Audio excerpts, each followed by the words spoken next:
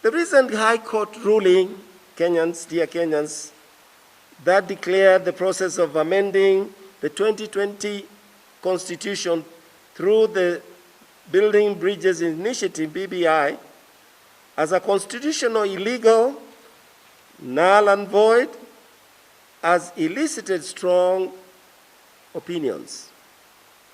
Some of these reactions, especially the personalized attacks on the High Court judges, are uncalled for and are unacceptable in a civilized society. This is an affront to the independence of the judiciary. We therefore call for sobriety in all engagements over the decisions of the court to avoid polarizing the country in these difficult times when we are faced with the COVID-19 and as we approach the 2022 general elections. Our leaders must uphold the rule of law and show respect for our institutions.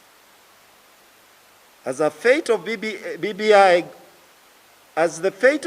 goes through the court process, a process that could drag on for months, it is important for Kenyans to bear in mind that may not be possible to hold the referendum before August 2022 general elections.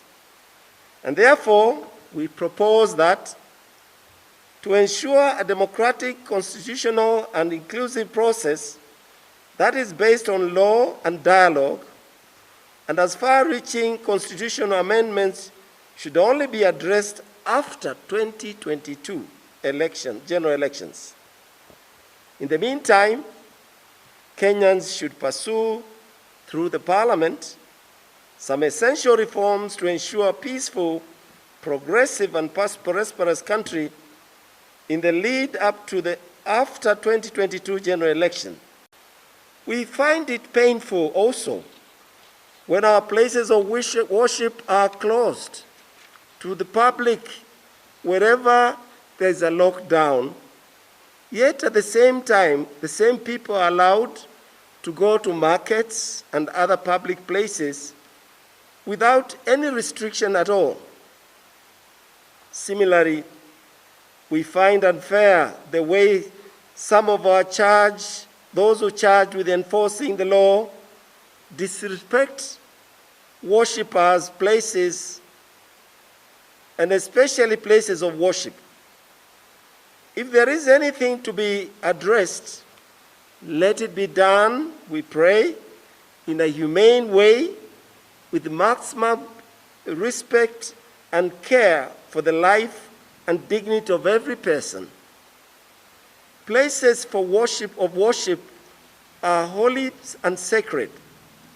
Let us all embrace the way of dialogue in tackling issues instead of using brute force and intimidation. Dear Kenyans, these are hard times. Let us wear our masks, sanitize or wash off our hands as often and as practically possible. And let us also observe our social distance.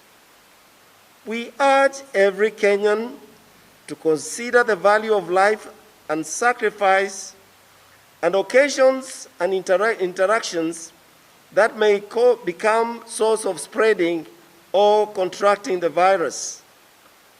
We must be each one another's keeper. We would like to appeal to our leaders to avoid public and political gatherings that may endanger many of our people. In addition, observing the COVID-19 protocols, we acknowledge vaccination as one of the measures put in place towards containing the spread of this virus. We recognize both those who are willing to receive the vaccine and those who, in their conscience, have opted not to receive it. We urge the government to ensure safety of the vaccines given to Kenyans. The procurement process of vaccines should also be transparent and accountable as much as possible